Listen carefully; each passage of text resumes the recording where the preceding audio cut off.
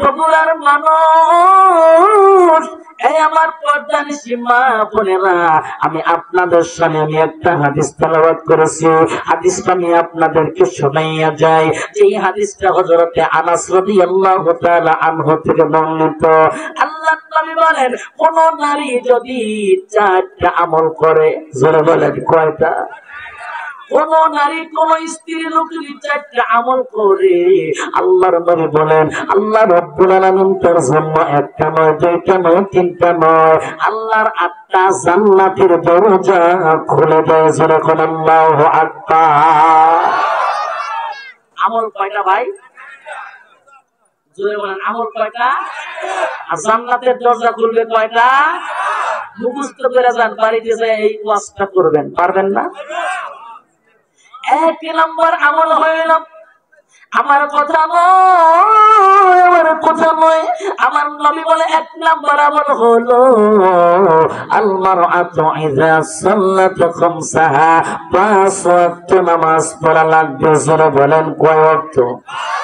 আর জোরে বলেন কয় ওয়াক্ত? 5 ওয়াক্ত নামাজ পড়া লাগবে। আর এই নামাজটা হতে হবে ভাই একমাত্র আমার মাওলার সন্তুষ্টির জন্য। কথা বলেন ঠিক কিনা? আল্লাহ বললেন, নবী গো আপনি বলে দেন, কুল ইন্না সালাতি ওয়া নুসুকি ওয়া মাহইয়ায়া ওয়া মামাতি লিল্লাহ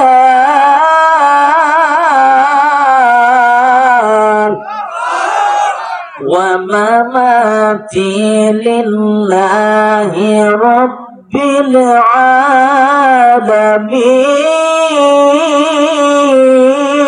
আলামিন। আমার ভাইয়ের, আমার বন্ধুগণ, আল্লাহ বললেন, নবী গো আপনি দুনিয়ার মানুষদেরকে বলে দিন, ইন্না সালাতি আমার নামাজ, ওয়া নুসুকি আমার ইবাদত, ওয়া মাহইয়ায়া আমার জীবন, ওয়া মামাতি লিল্লাহি রাব্বিল আলামিন, আর আমার মরণ সব কিছু একমাত্র আল্লাহর সন্তুষ্টির জন্য। কথা বলেন ঠিক কিনা? আমার মা বোনেরা গো, তোমাদের 1 নম্বর আমল হইল নামাজ। অথচ বর্তমানে আমাদের মা বোনরা নামাজ পড়লেও কিন্তু সময় মতো পড়ে। কথা কয় না পড়ে? আমার মায়েরা বলিল, নামাজটা একমাত্র আমার মাওলাকে খুশি করার জন্য পড়তে হবে। একটু ভালো করে বুঝে যান, আমার দেশের পার্শ্ববর্তী একটা দেশ আছে, যেই দেশের নাম হইল ভারত। ওই ভারতের দিল্লিতে একটা মিনার আজও পর্যন্ত আছে, যে মিনারের নামটা হইল কুতুব মিনার। আছে না নাই? বগুড়ার মানুষ ওই কুতুব মিনার টাকার নামে জানো, ওই কুতুব মিনারটা হলো হযরতে কুতুবউদ্দিন বখতিয়ার কাকি রহমাতুল্লাহ আলাইহির নামে।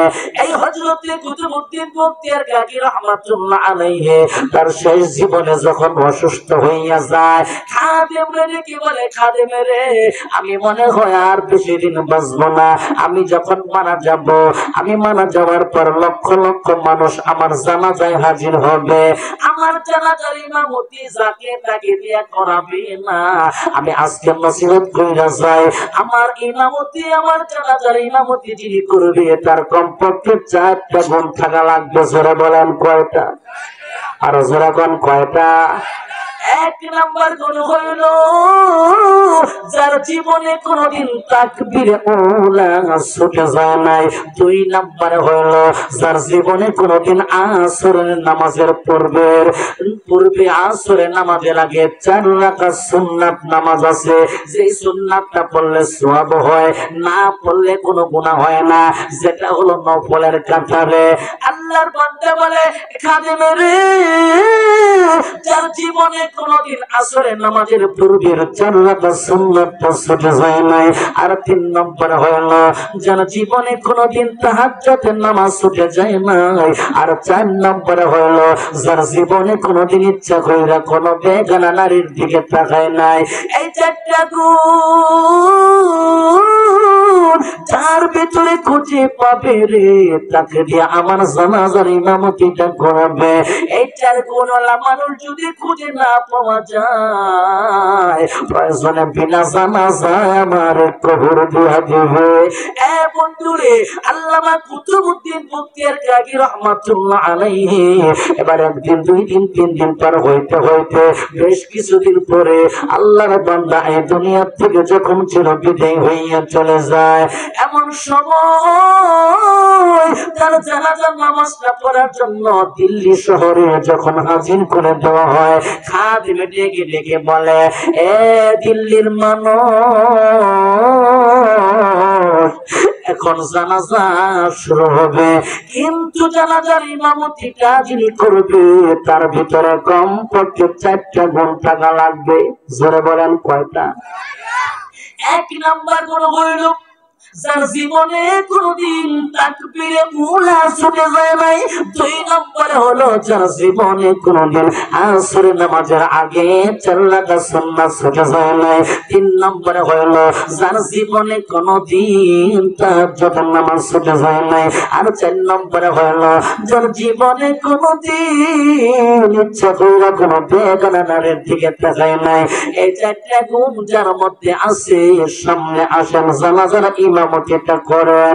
আল্লামা কুতুবউদ্দিন বখতিয়ার কাকি রহমাতুল্লাহ আলাইহি আমি খাদেমের কাছে বলে গেছে এই 4টা গুণওয়ালা মানুষ যদি খুঁজে না পাওয়া যায় রে প্রয়োজনে বিনা জানাজায় আমার কবর দিবে।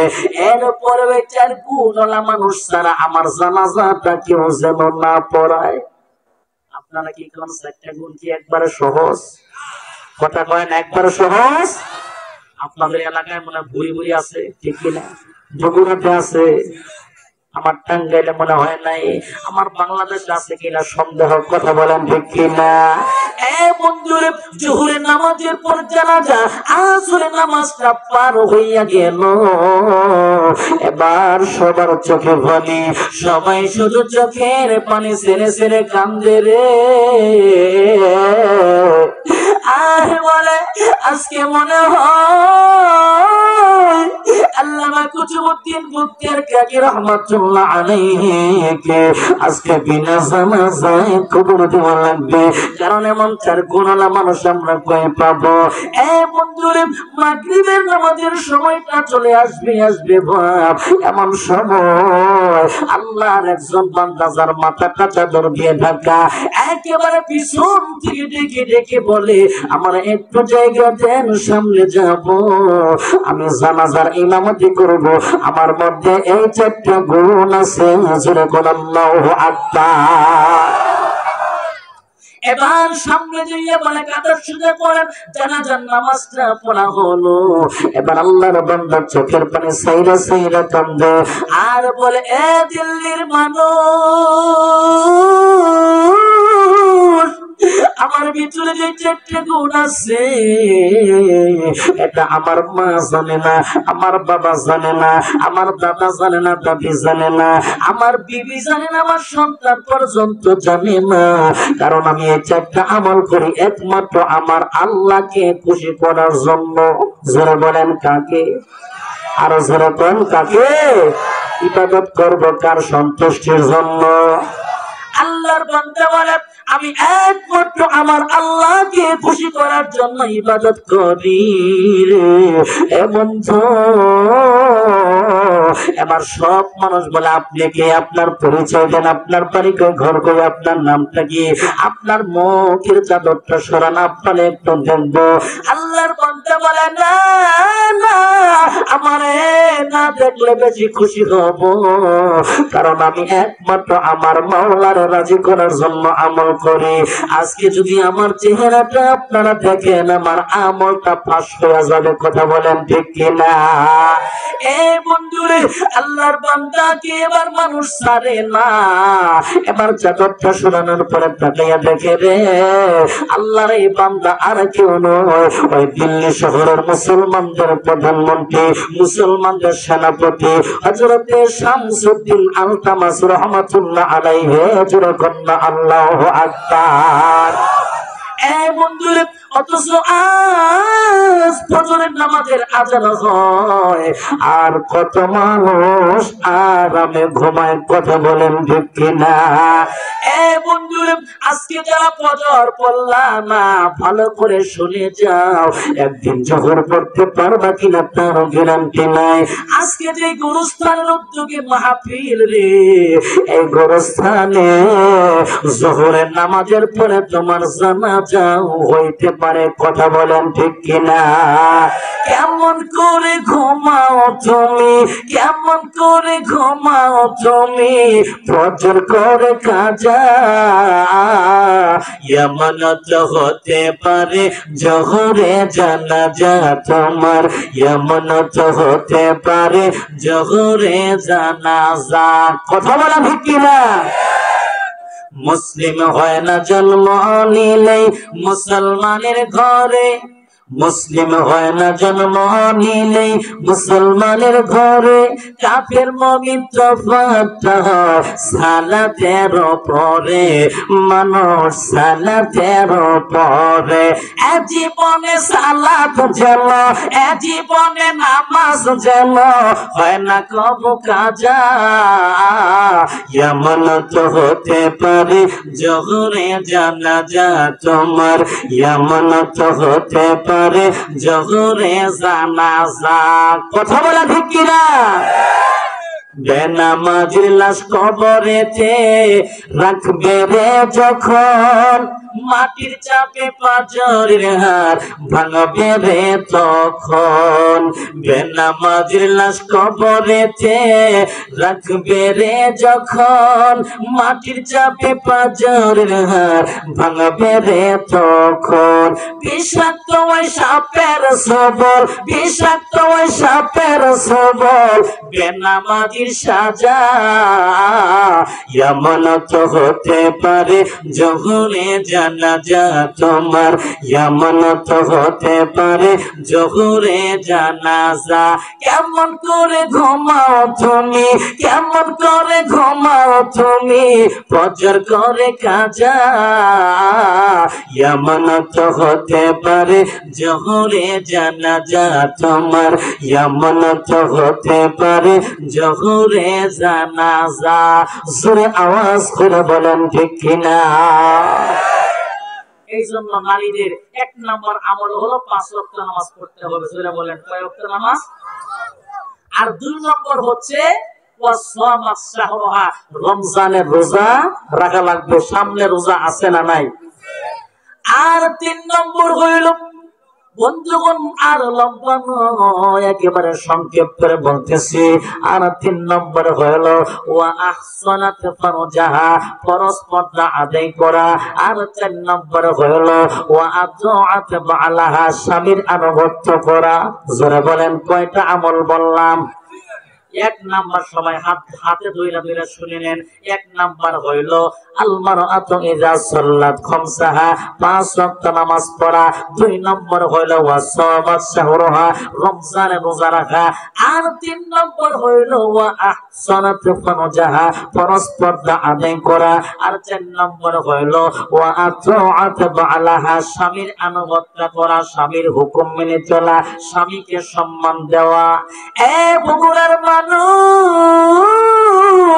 এই 4টা আমল যদি কোন নারী কোন স্ত্রী লোক করতে পারে, আল্লাহর নবী বলেন ফালতাদখুল মিন আই আবওয়াবিল জান্নাতি শাআত, আমার আল্লাহ তার জন্য 1টা না 2টা নয় 8টা জান্নাতের দরজা খুলে দিবে। কোন সুবহানাল্লাহ।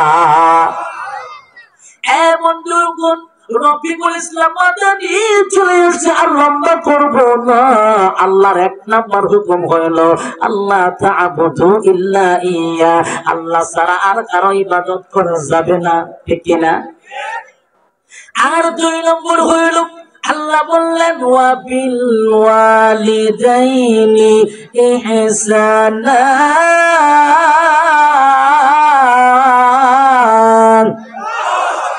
আর 2 নম্বরে আমার আল্লাহ বলে আমি আল্লাহর ইবাদত করবা, আমি